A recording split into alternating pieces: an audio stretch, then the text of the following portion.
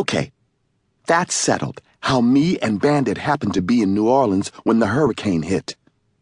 The other thing you should probably know is I'm what they sometimes call biracial or multiracial or whatever. White mother, black father, okay? Except if you go back to everybody who came before me, there's way more than two races. There's African and English and Saxon and Celts and Creole and Cherokee, and that's just for starters. I bet there's even some Chinese ancestors if you go back far enough.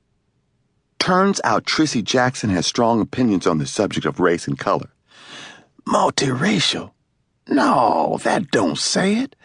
That don't get the true flavor.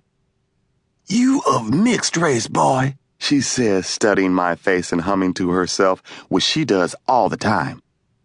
Yep, you mixed, same's me. Let me explain. My daddy was a light-skinned Negro. Call him High Yeller in his day.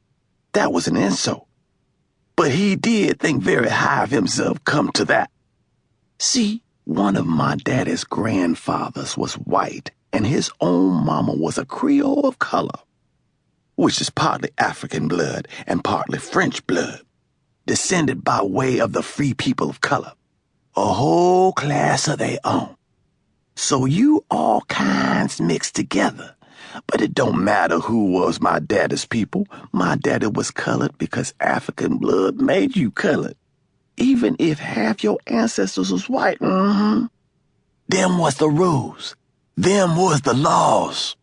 Sounds complicated, I know.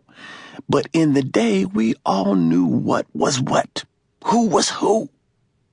Hardly nobody says colored now, I point out, in case she doesn't know, being so old. I just did, she says and laughs. For your information, colored was a polite word back then. When I'm speaking of when I was a little girl, long time ago. You and me, we got a lot of catching up. All your life and some that came before. Oh my, yes. From the look of you, your mama's got true blonde hair. That about right? I nod. And you got her straight hair mostly, except yours is darker hair.